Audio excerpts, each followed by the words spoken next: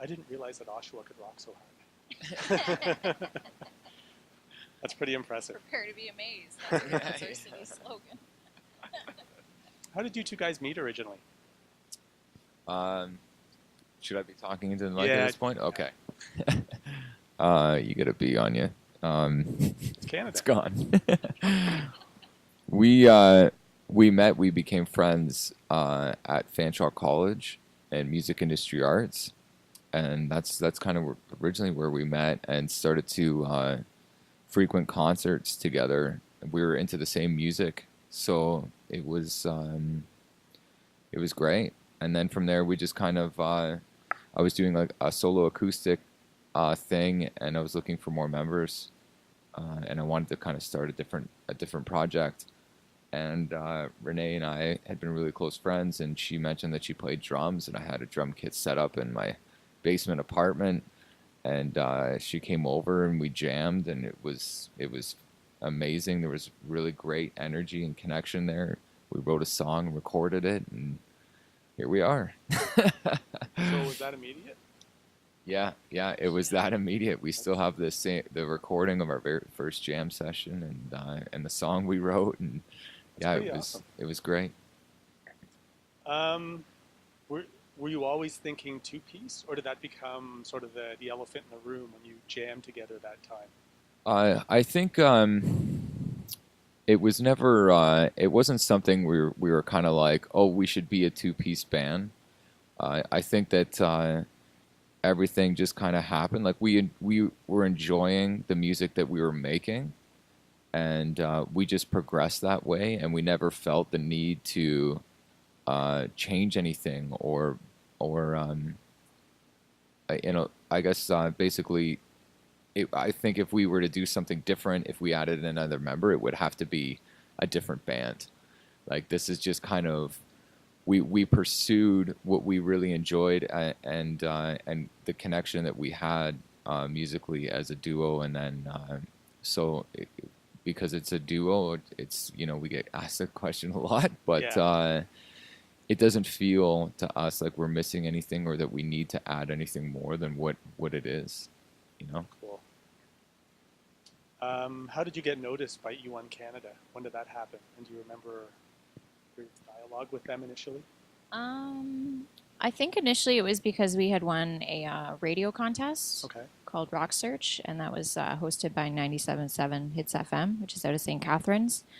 We turned a lot of heads when we won that competition, and I know maybe the day after, the music director there, Polly Morris, had blasted out an email to thousands of people in the industry, and E1 was one that took notice. And I know that actually some of them were present at the judges' table that day too. So from there, they came out to a couple shows, and here we are.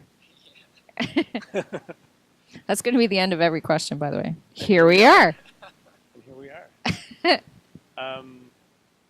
You've had an EP out for about a year now with 6 great songs on it.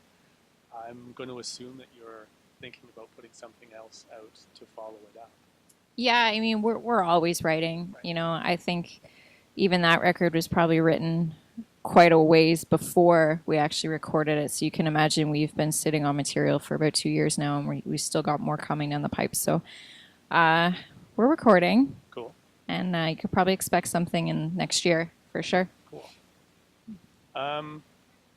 This tour that you're on currently, that's going to wrap up in a few dates with Our Lady Peace and I Mother Earth, has got to be a good opportunity for you to sort of show your stuff. Absolutely. Are you getting that reaction when you're playing? Yeah, for sure we are. Awesome. Yeah, it's been a pretty amazing tour all around. The whole vibe in the backstage area is very positive. All the guys in the bands are amazing people, and we've learned a lot from them just as professionals, and because they've been doing this for quite some time and have had the success that they've had here in Canada and outside of Canada. We see a lot of different things on how they conduct themselves and how professional they are, so we've learned a lot that way.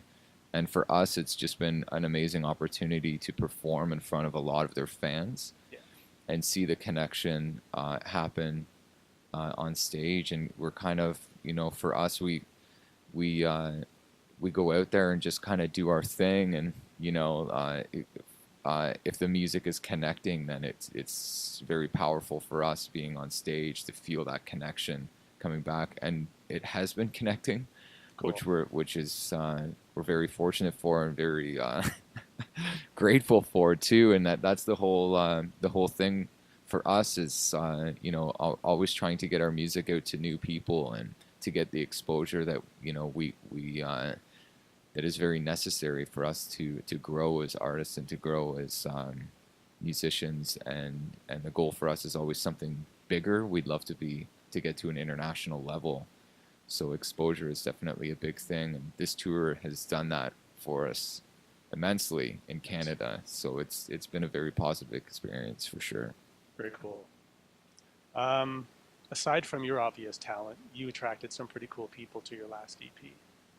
Yes. You've got James Robertson, Eric Ratz, and some cool guest musicians as well. Did you want to maybe talk a little bit about how that all gelled together? Sure, yeah. So we had known James for quite some time, and so when we decided to do this new EP, we really wanted to work with him.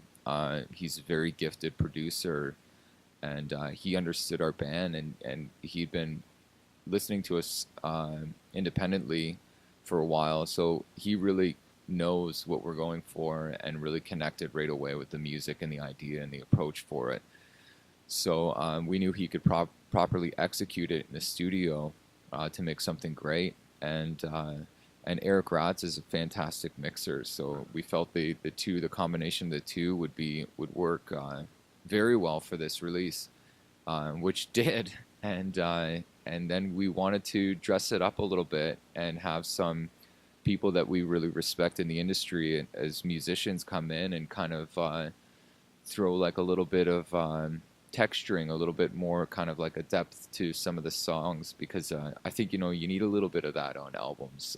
When you're not seeing it live, you need a little bit more to keep you going back, and we wanted to have fun with it, so we brought Paul Reddick, who's a phenomenal harmonica player out of Toronto. He's like blues legend in Canada, and his add to the album was just an absolute treat. And then we asked Tony, the keyboard player for Arkells, to come in, and he did a great job. So he laid down some organ, some Rhodes stuff underneath some of the guitars, and then we also asked a local soul singer, Heather Luckhart, who has just this incredible soul blues vocal, and she really added a very, very nice touch to a few things here and there. So it's the album as a whole is kind of a collective of our works, and as well as a little bit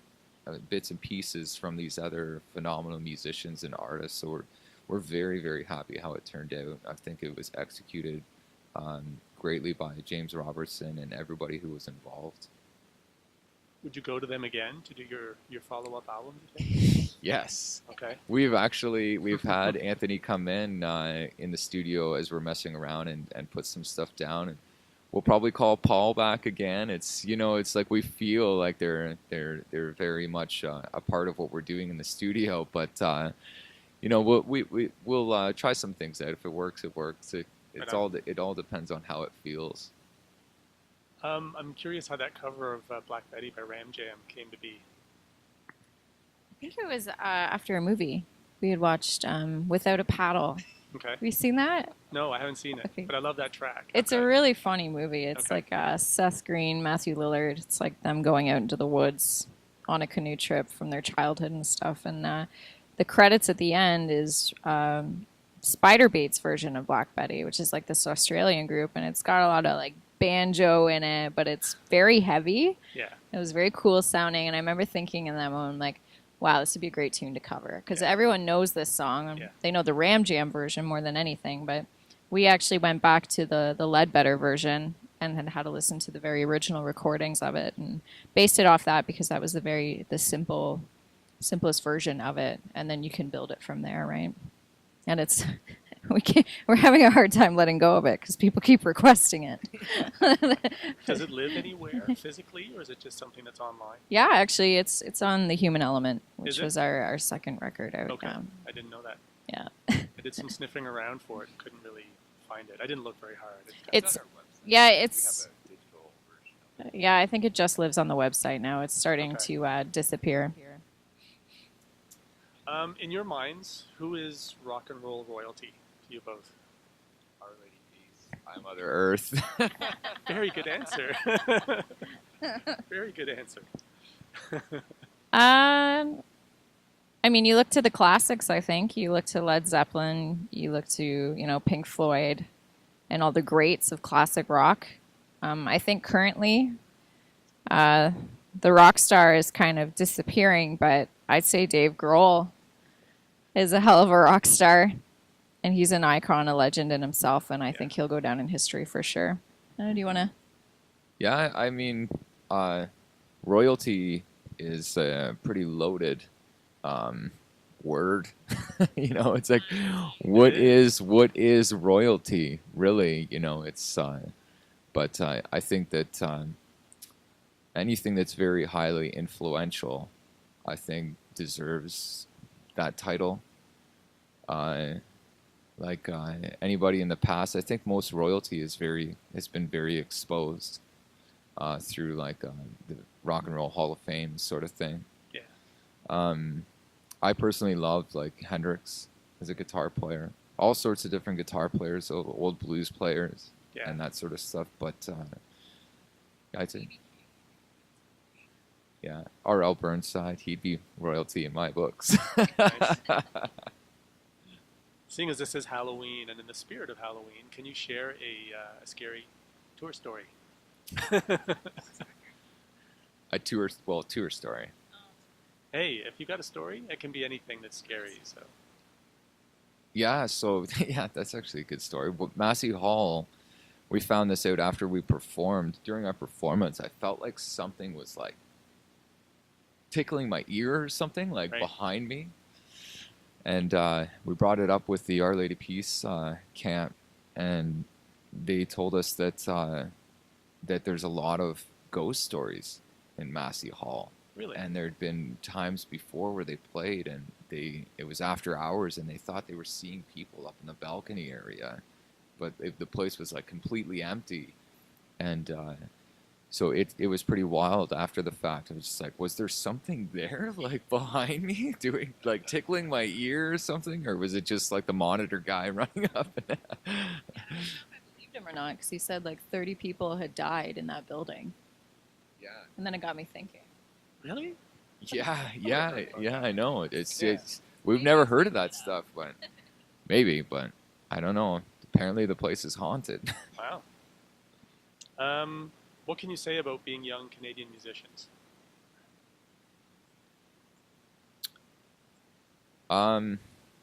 It's not easy. Okay. It does take a lot of persistence, a lot of hard work, and being very creative this day and age within the industry to get noticed and to continue forward. Even creative when you're independent and you're spending and trying to make the right decisions, knowing when to say no, and always trying to keep focus on the most important thing, which is the art, the music, the songs. We've been a band for a few years, and we've seen a lot of artists and musicians and bands come and go because it's very tough the way the industry is now, and with music being very accessible online for free, which is it is what it is, and I think that it comes down to embracing your fan base and really connecting with them, because they're your support system. They want to see you move forward. They want you to create more, so they'll support you. Yeah. And I think that that's very important for new bands to recognize that, and really do as much as they can for their support system, their fans, and in the long run, they'll be behind you every step of the way. On an influential standpoint, I think it's really important to influence kids too. Because they are going to look up to a younger audience. And I know for myself, being a girl drummer, it's kind of uncommon at this time. And I actually had a couple that came up to me last night at a show. And they said they had a 9-year-old daughter who played drums who was being bullied for it. And I think that's got to stop. Yeah. So in that sense, becoming a little more into the limelight like we are, I think we have that opportunity to influence younger people. And I think it's really important. You said you guys like to write and are always writing. Do you have kind of a shorthand going where you'll just sit down and jam together, or do you feel better writing independently and bringing your ideas into the room with something down on paper? I think it's a little bit of a mix of the two. I think when it happens together, it's never intentional. We're always just like rehearsing our set or our songs, and then there'll be that transition between the two, and something just happens, and he's like, "Oh my God, we should record that," Nice. And then we'll later work on it. But I think for the most part, Jonny writes a lot of the material at home, and he's just fiddling around on a guitar. And this is probably a better question for him. Nice segue. The first thing I do is I try to find somebody else doing something really great. The second thing I do is rip them off the best I can. Nice. The writing process is always different. And I think it's good to be open-minded to different approaches. Whether it comes from a riff or a melody or a lyric or just like an idea about something, and then picturing something and really kind of carving away at that idea and creating it and making it into something great, and continuously kind of working at it and trying to make it the best you can make it.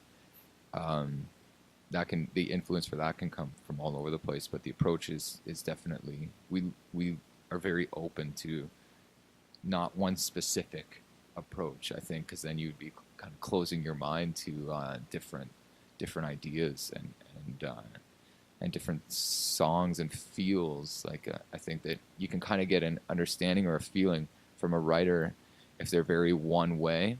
Okay. A lot, for me at least, what I notice is if it's just, it always has to be written with the guitar, then there's always that thing, and there's a consistency. But a formula. Not to say that it's wrong or it's right or anything like that. But I'm a big fan of bands that have a lot of different writers or different approaches. So like your Led Zeppelin, where you hear like a blues song and then like a heavy rock song and then like a folk song or something like that, and all different flavors, and you kind of go through this whole roller coaster when you're listening to the albums. And I think that's kind of what we do and what we'd like to achieve. Awesome. I'll finish up with one last one. Can you name the last time that you heard a piece of music that moved you emotionally? Yesterday. Every day of my life. A lot of the new material we're working on right now is moving me. It's But was it heard it or wrote it? Heard it. Oh yeah. Then absolutely our stuff. I'd say the new Rival Sons record is great. No, you. That's how you left it. That's how you left it. Yeah. The new Rival Sons record is really great. Right on.